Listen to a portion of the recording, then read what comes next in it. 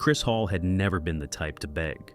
Not when he was on the front lines of foreign deserts, not when he watched his brothers in arms fall beside him, and certainly not when it came to his benefits. The world owed him nothing, but he had been promised something: a life after service, one that came with dignity, health care, and support for his sacrifices. Instead, he had been shoved aside, a forgotten veteran in a country that had long since stopped caring. Hello, Mr. Pictures here. And before we continue with the story, please subscribe to the channel, as it would allow me to continue with these stories. Thank you. Now back to the story. It had been over 2 years since Chris had returned home from his last deployment. He was in his mid-40s now, graying at the temples, but his body still carried the weight of battle. The stiff knees, the occasional flashbacks to moments he wished he could erase, the unrelenting scars of a life lived in war. But it was the battle at home, the fight to secure the benefits that were rightfully his, that was proving to be the hardest. He sat at the small kitchen table of his modest apartment, the low hum of the refrigerator the only sound in the room. The pile of unopened letters in front of him seemed endless, each one another denial, another excuse.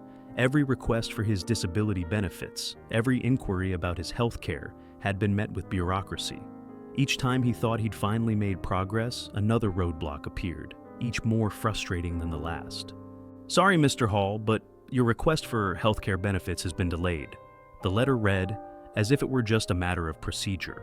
His fingers trembled as he pushed the letter aside, but he didn't bother to open the next. He already knew the story. He had learned it over and over again. He had worked for Prospero Corp., one of the largest defense contractors in the country, a company that had made millions off the wars he fought. They had promised to take care of veterans, to give them the support they needed when they came back to civilian life. But promises meant nothing. As far as they were concerned, veterans were just numbers on a spreadsheet, easily forgotten once their usefulness had ended. Chris had done everything right. He had signed the paperwork, followed up with the countless caseworkers, and made phone calls that often ended in silence. Still, after 2 years, he had seen nothing. No compensation for the PTSD that kept him up at night. No medical care for the leg injury that had never healed properly. He had been discarded, forgotten by a system that had used him and his brothers to further its own agenda. Sitting in his cramped apartment, Chris thought of the young soldiers who had died while he was deployed.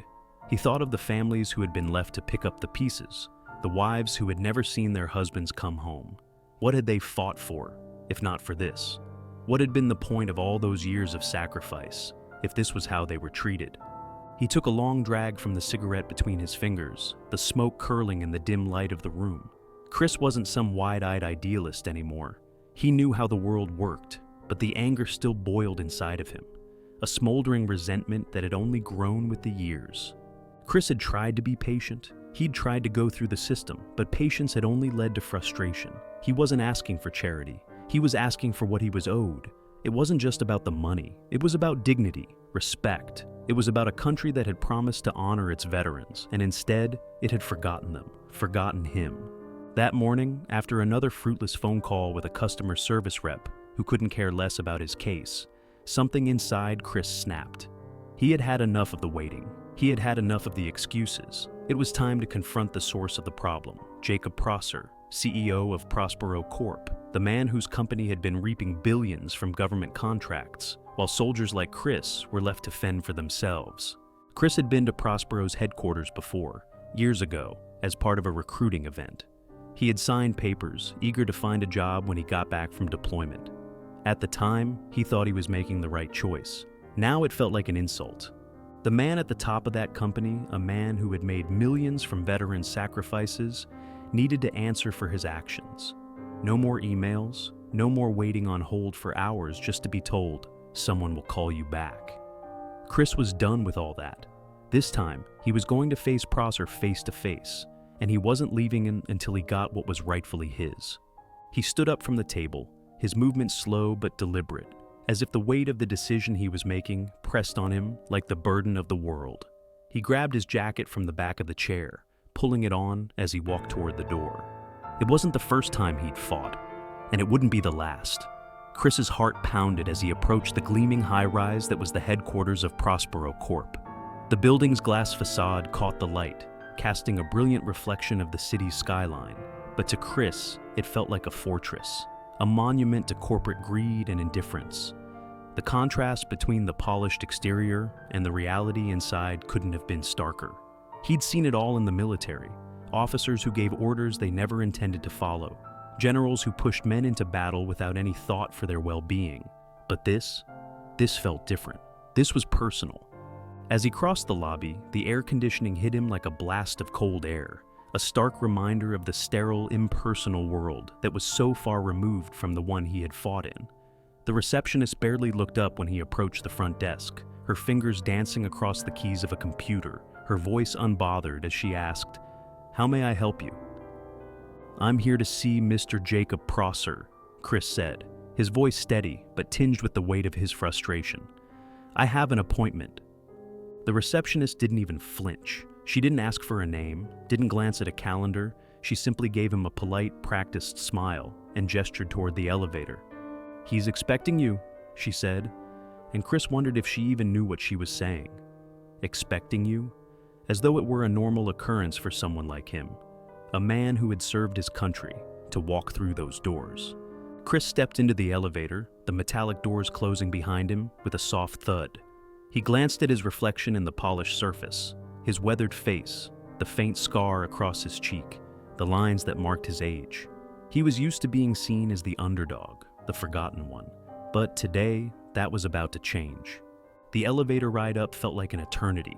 He'd been in worse situations, of course. Combat had taught him the meaning of real time, the kind where every second mattered.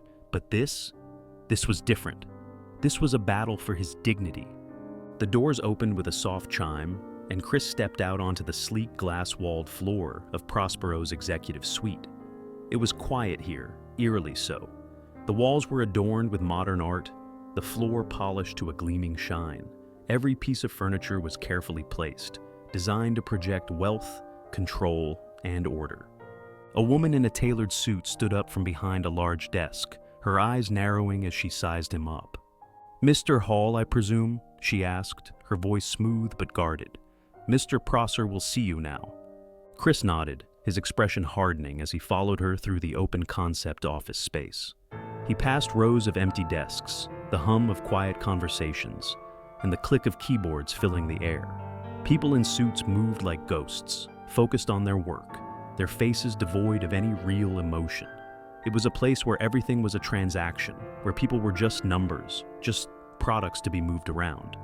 The woman led him into a massive corner office, the panoramic view of the city stretching out before him. And there, behind an immaculate mahogany desk, sat Jacob Prosser, the man who had built his fortune on the backs of people like Chris. Prosser was everything Chris had imagined: smooth, well-groomed, and self-assured. He looked the part of a man who had it all, who never had to answer to anyone. He stood as Chris entered, his hand outstretched in a gesture of false hospitality. "Mr. Hall," Prosser said, his smile too practiced, his handshake too firm. "I'm glad you could make it. Please, have a seat. I understand we have some business to discuss." Chris didn't take the offered seat. Instead, he stood, his posture rigid, his eyes locked onto Prosser's with a mixture of contempt and resolve. "No," Chris said, his voice sharp. "You're going to listen to me, and you're going to hear what I have to say. And if you don't, well, you'll regret it." Prosser's smile faltered for a split second, but he quickly recovered. "I'm sure we can resolve this matter without any dramatics. I've seen the papers. Your benefits are in progress, Mr. Hall. It's all a matter of procedure." Chris's hands clenched into fists. He had heard this line 100 times before. It's all a matter of procedure. He had learned that procedure meant red tape, that it meant nothing would be done unless someone forced it. And Chris wasn't just anyone. "Don't lie to me," Chris spat, taking a step forward, his voice growing more heated. "This isn't about procedure. This is about you and your company taking advantage of men like me, taking advantage of veterans who bled for this country while you fattened your pockets." Prosser's eyes flickered, a trace of annoyance crossing his face, but he didn't respond immediately. Instead, he walked around his desk and leaned back against it, crossing his arms as if to put himself above Chris. "Mr. Hall, "I'm not sure what you expect me to do about this," he said, his voice dripping with condescension. "You served, yes, but you're not the only one with problems. The economy is complicated. We're doing everything we can to—" "You're doing nothing," Chris interrupted, his voice rising. "You're hiding behind your wealth, your connections, your position. You're playing games with people's lives. You think I haven't seen it? I know how much your company makes off government contracts, off the backs of soldiers who risked everything. You've profited from every war we fought in, every battle we endured, and you've left us with nothing but broken promises." For the first time, Prosser's calm demeanor began to crack. His eyes darkened, his jaw tightening, but still, he tried to maintain control. "You're being unreasonable, Mr. Hall. We've always supported veterans. You need to give us time." "I've been giving you time for years," Chris thundered, the anger boiling inside of him. "Years of phone calls, emails, requests that go unanswered. My benefits should have been here by now, and I'm sick of waiting. People like you, people who have everything, don't understand what it's like to be left behind, to be tossed aside when you're no longer useful." Prosser took a step back, his eyes narrowing, but Chris didn't let him off the hook. "No more excuses, Prosser. This is where it ends. You're going to fix this. You're going to give me what I'm owed, and if you don't, I'll make sure the whole damn world knows what you've been doing. You think you can hide behind your office, behind your lawyers? Not anymore." The silence in the room hung heavy, thick with the tension of their standoff. Prosser's eyes narrowed, his mouth tightening into a thin line. But even he knew, deep down, that Chris wasn't going to walk out of here empty-handed. The silence in Prosser's office was unbearable. The weight of Chris's words hung heavy in the air like an impending storm. Jacob Prosser stood there, his arms still crossed, his gaze hardening, as Chris's words echoed in his mind. For the first time, the CEO seemed unsure of himself. The polished walls of his office no longer felt like a fortress. They felt like a cage. He was cornered, and he knew it. Chris stood his ground, not moving an inch, his anger palpable but controlled. He had been waiting for this moment for years, had been carrying the weight of promises broken and lives ruined.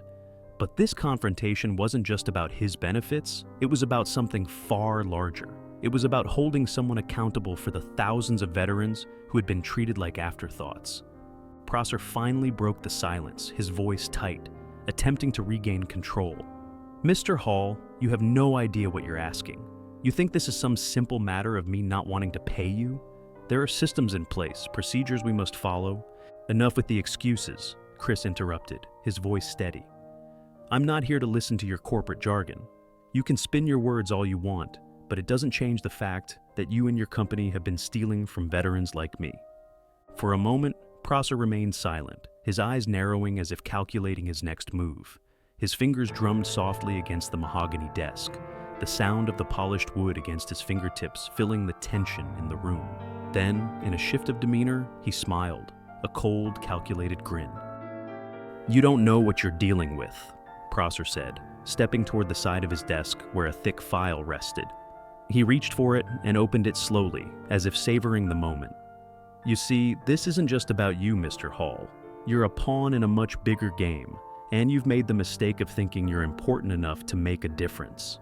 Chris didn't flinch, but the words hung in the air like a warning. "What game?" Prosser didn't answer immediately. Instead, he slid a few papers across the desk to Chris, who took them, his eyes scanning the documents. They were legal papers, contracts, signed by veterans and the company, detailing agreements, benefits, and stipulations. But as Chris scanned the fine print, something caught his eye. The dates were off. The contracts seemed to be skewed in a way that didn't add up. Figures inflated, dates changed. "Look closer," Prosser said, his voice almost a whisper. "You're not the only one who fought for this country, Hall. There are things you don't know about the deals made by the men at the top, things that you'll never understand, things that will make you wish you'd never come here." Chris's gaze shifted back to Prosser. The CEO had dropped his act. His calm exterior was now completely gone, replaced with a flicker of something darker, something dangerous. "Is this how you've been hiding behind your profits?" Chris asked, his voice growing colder. "Exploiting soldiers like me to line your pockets?" Prosser leaned forward, his eyes never leaving Chris's. "It's not about soldiers, Mr. Hall. It's about power. You've been a cog in the machine, just like the rest of them. But some of us are in a position to control the gears. He leaned back in his chair, as though savoring the moment. Do you think I don't know the game? Do you think I don't see how this all fits together? Chris's blood ran cold as the pieces of the puzzle began to fall into place. Prospero Corp wasn't just a contractor. It was a player in a much larger web of corporate deals, government contracts, and underhanded dealings. And now, Chris was standing in the middle of it, the very system that had exploited him and his fellow veterans now exposed before him. For a moment, Chris couldn't speak. His mind was racing, trying to process the weight of what Prosser was revealing. This wasn't just about unpaid benefits. It was about something much darker: systematic corruption, the manipulation of veterans' lives for corporate gain, and the greed that had turned human lives into disposable currency. I've been protecting a system that feeds off people like you, Hall, Prosser continued, his voice lowering to a cold, venomous tone.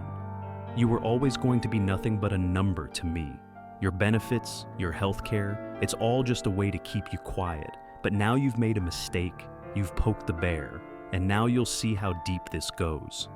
Chris stood still, his hands shaking not with fear, but with anger. He had come here for justice, for the payment he was owed, but this revelation opened up a much larger battle.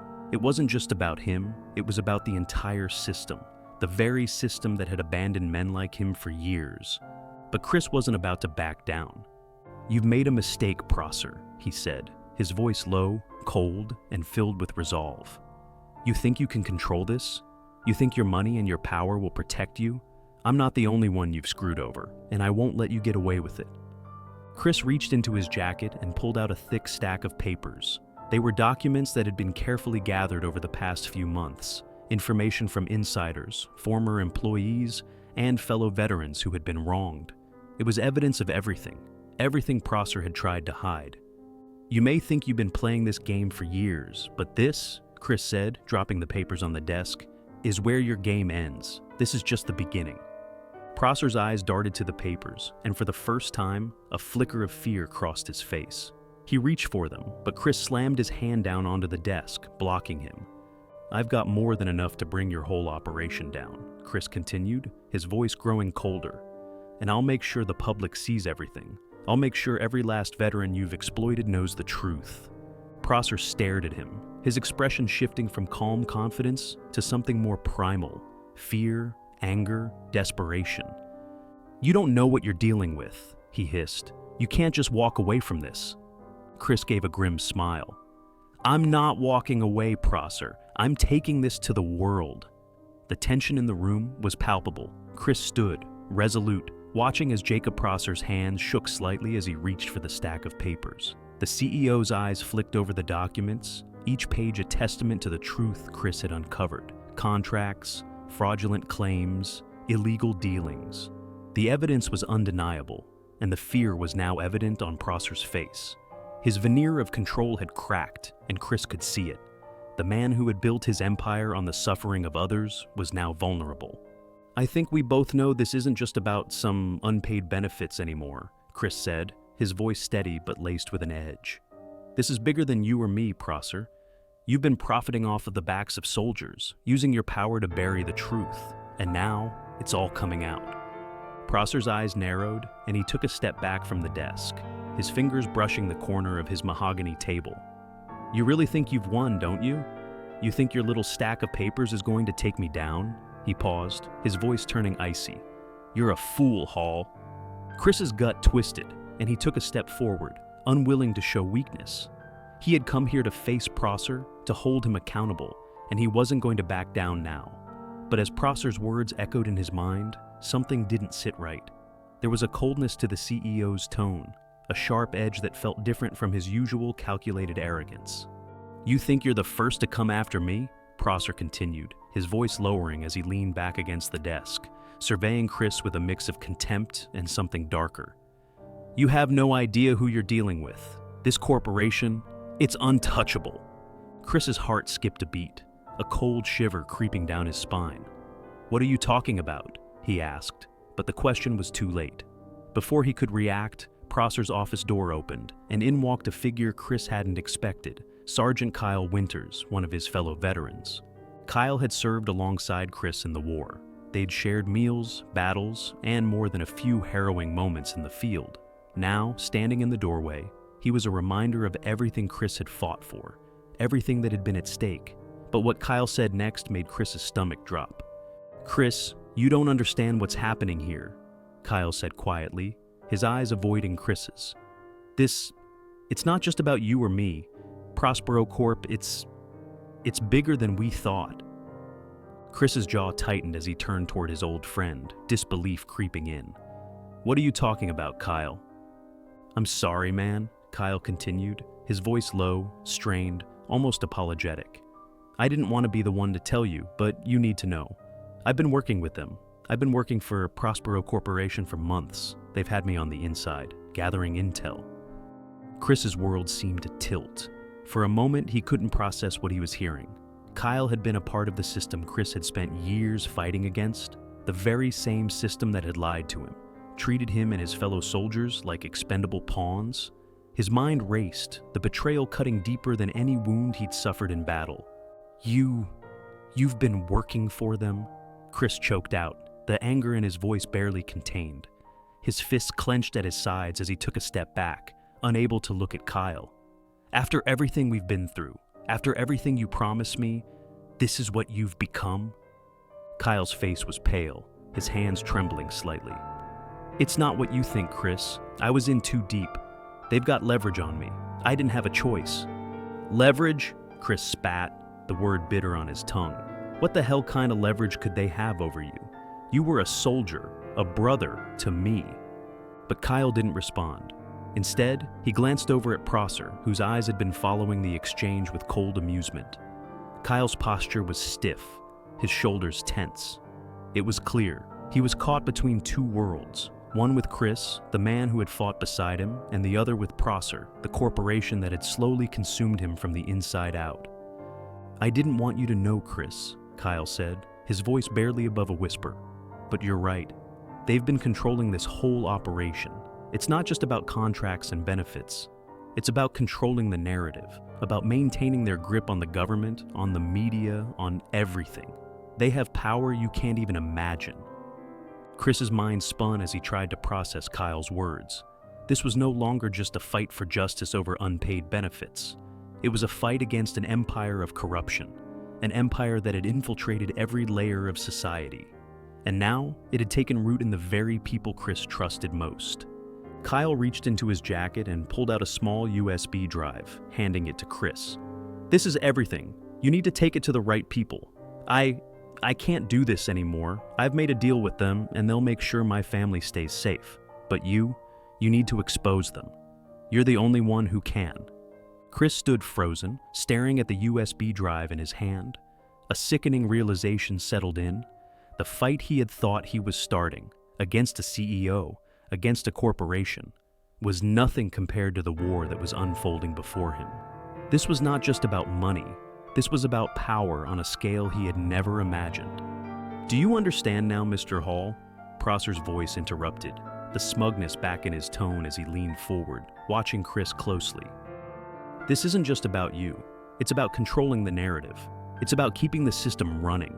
And if you think your little documents and USB are going to change anything, then you're as naive as the rest of them." Chris clenched his jaw, gripping the USB tightly. He looked at Kyle one last time, but all he saw was a man broken, a man who had given in to the very system they had fought against.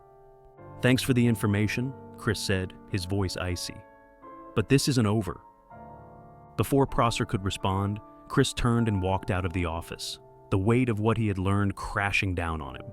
He had thought he was coming for justice, but now he was preparing for something much bigger. As Chris entered the elevator, the silence was deafening. He had the evidence. Now, he just needed to figure out how to bring down an empire, and he wasn't going to stop until it was done. Chris's footsteps echoed through the dimly lit hallway of Prospero Corp's high-rise, each step carrying the weight of what had just transpired. His mind raced, still processing the shock of Kyle's betrayal. How could his friend, a brother in arms, have fallen so far? And yet, the cold realization was settling in. Kyle's actions, his loyalty to Prospero, were nothing compared to the machine they were up against. The corruption went deeper than anyone had imagined. Chris wasn't just fighting for his benefits anymore. He was fighting for truth. Truth that could take down a system that had preyed on soldiers for decades.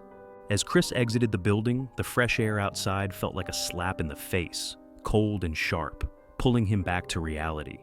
He didn't have time to wallow in shock. He had a mission. The USB drive in his hand was the key to everything. He needed to get it into the right hands. This wasn't just about one man or one corporation anymore. It was about exposing an entire system, one that had been exploiting the very people who fought for the freedoms everyone else took for granted. He needed to act fast. Chris didn't trust anyone in the system anymore, not after what he'd learned, but he had to find someone who could help, someone who would take the information and expose it to the public. He pulled his phone out and dialed the number of a reporter he'd met years ago during his brief time as an activist for veterans' rights. Her name was Mia Delgado, an investigative journalist with a reputation for taking on the corrupt elite. She'd always seemed like someone who cared about getting the truth out, no matter the cost. It rang twice before she picked up. "Chris, what's going on?" Mia's voice was steady, but there was a hint of concern. She knew the kind of battles he had fought before. This time, something in his tone made her wary. "I have something," Chris said, his voice tight. "Something big. It's about Prospero Corp, and I need you to get it out there. We have to expose them. They've been using veterans for years, lying about benefits, laundering money, and I have everything you need to take them down." There was a pause on the other end. Mia was no stranger to corruption, but this was something different. She had heard rumors about Prospero's practices, but nothing concrete. Now she was hearing it straight from Chris, the man who had lived through it.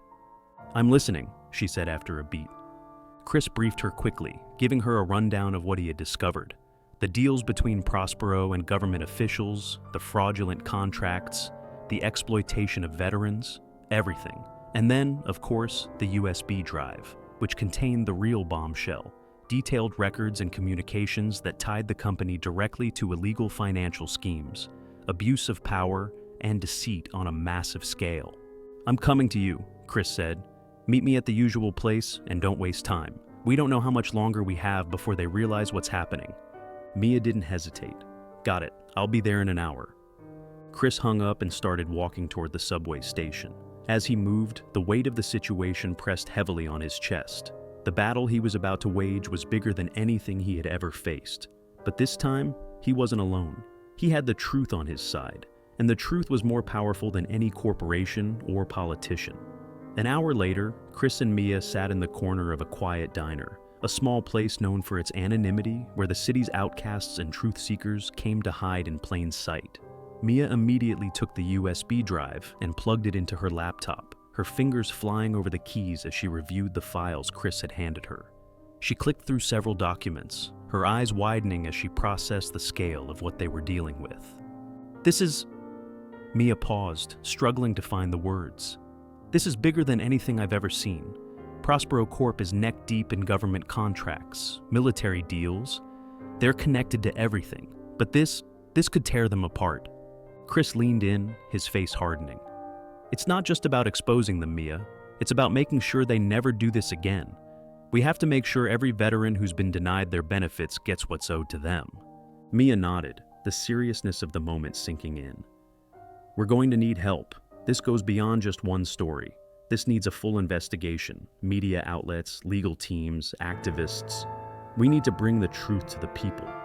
Chris didn't want to hear about the complications. He knew the uphill battle they were facing, but he also knew there was no turning back. "We'll deal with the fallout as it comes. Just get the story out." Mia clicked a few more buttons, setting up the files for encryption before sending them to a few trusted journalists she knew. The wheels were already in motion, but as she sent the final email, her phone buzzed on the table, a quick, urgent notification. "What is it?" Chris asked, his eyes narrowing. Mia's fingers hovered over the phone before she picked it up. She read the message quickly, then looked up at Chris with wide eyes. "It's happening now. Someone at Prospero is trying to scrub the records. They've realized the files are gone, and they're pulling strings to stop this." Chris's heart raced. He knew the clock was ticking. "Do you think they know we're involved?" Mia's lips pressed into a thin line. They know something's up. If they find out it's you, there won't be much we can do to protect you. The walls were closing in, but Chris didn't flinch. Then, we don't stop. We make sure the truth comes out, even if they come for us. The days that followed were a blur of frantic activity. Mia worked tirelessly, feeding the information to her contacts, getting the story into the right hands. The media buzzed with whispers of corruption, but Prospero Corp was powerful, and the company's PR machine went into overdrive to bury the story. They spun it as a smear campaign, accusing Chris of fabricating the evidence, trying to deflect the focus onto him. But the truth had a way of making itself known. It wasn't long before the first of the whistleblowers, former employees at Prospero, came forward, confirming everything Chris had uncovered. They talked about the shady financial practices, the illegal dealings with foreign governments, the way veterans had been denied healthcare and compensation. Each piece of the puzzle fell into place, and the public began to listen. The media, once hesitant, now turned the spotlight fully onto Prospero. Journalists from across the country picked up the story, and Chris's name became synonymous with the fight for justice for veterans. The pressure mounted on Prospero Corporation. Stock prices plummeted, and government investigations were launched into the company's dealings. Hello, Mr. Pictures here. And before we continue with the story, please subscribe to the channel, as it would allow me to continue with these stories. Thank you. Now, back to the story. But Prospero wasn't going to go down without a fight. The world had shifted. Chris felt it in the weight of every headline, every phone call, every angry comment from veterans demanding justice. The truth was out, and there was no hiding it. Prospero Corp had been exposed, its corruption laid bare for the world to see. But as the media frenzy grew, so did the desperation of the men at the top. They were being cornered, and they would do anything to maintain control. Chris had known from the beginning that this fight was bigger than just himself. He had expected pushback, but nothing prepared him for the sheer lengths to which Prospero would go to try and shut him down. Threats, attempts to discredit him, and even personal attacks on his character. He had faced it all, but he refused to back down. This wasn't just about one man's battle for justice. It was about exposing a system that had been failing soldiers like him for decades. Mia had been a constant ally throughout it all, pushing the story into the hands of the right people, making sure the pressure didn't die down. She had also been working on getting legal teams involved, but Chris knew that the clock was ticking. The longer the truth was out there, the more dangerous it became for those in power. Prospero Corp had already started spinning the narrative, claiming that Chris was nothing more than a disgruntled ex-employee out for revenge. They painted him as a man with a vendetta, someone who had been manipulated by shadowy figures with ulterior motives. But no amount of spin could erase the mountains of evidence now in the public eye. Chris wasn't interested in the media games anymore. He had one mission left, to confront Jacob Prosser one last time.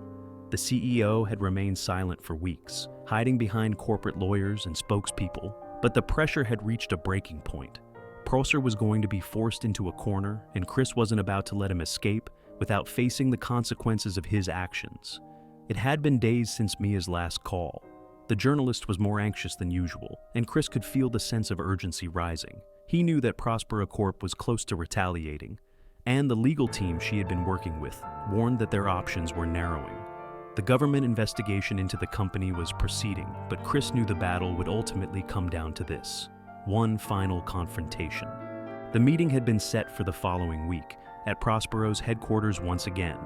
But this time, it wasn't going to be a polite conversation. It wasn't going to be about negotiating. It was going to be about ensuring that Prosser paid for the lives he had destroyed, for the veterans who had been robbed of their dignity, and for the future that he had tried to manipulate. As Chris walked into the building this time, he was not the same man who had first entered those doors months ago.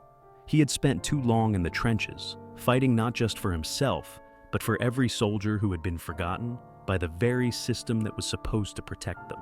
His resolve was steely, his eyes narrowed with purpose.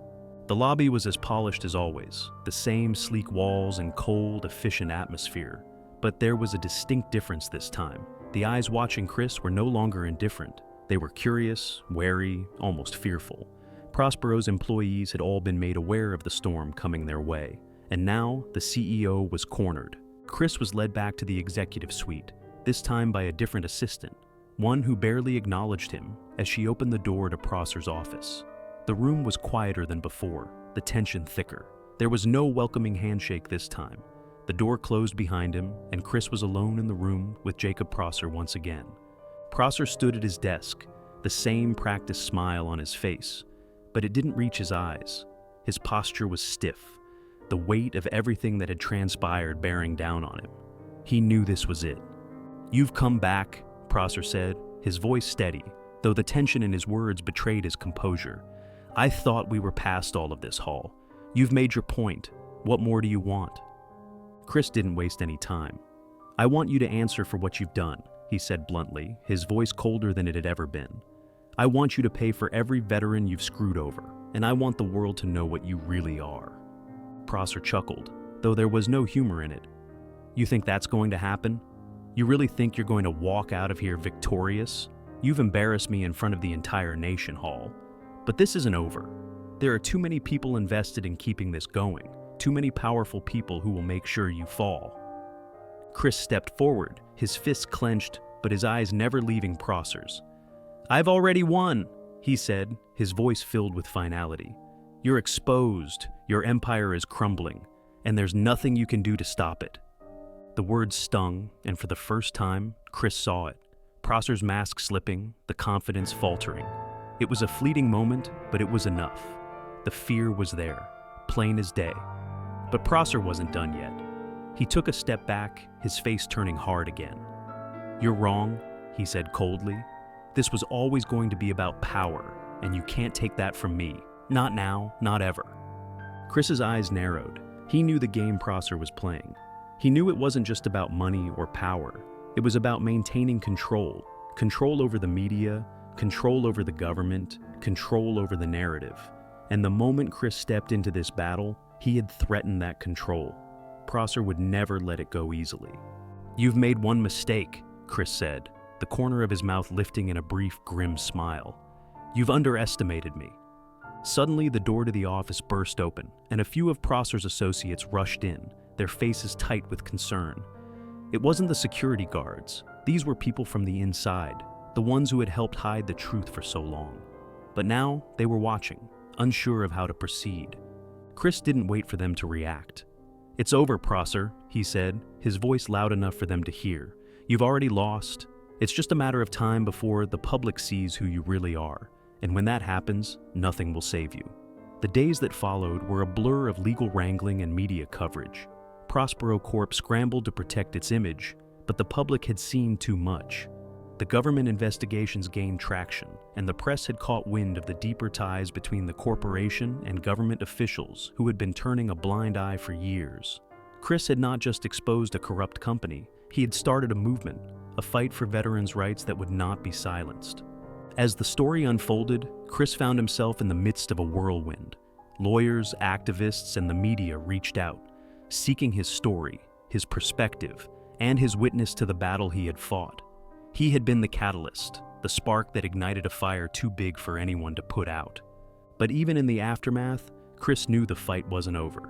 The road ahead would be long, full of legal battles, political maneuvering, and public scrutiny. But for the first time in years, Chris felt the weight of the world lift off his shoulders. He had done something that mattered. He had made a difference. And as the final chapter in the fight for justice was written, Chris Hall stood tall, knowing that the victory was not just his own, but the victory of every veteran who had been forgotten by the system, every soldier who had been denied their due.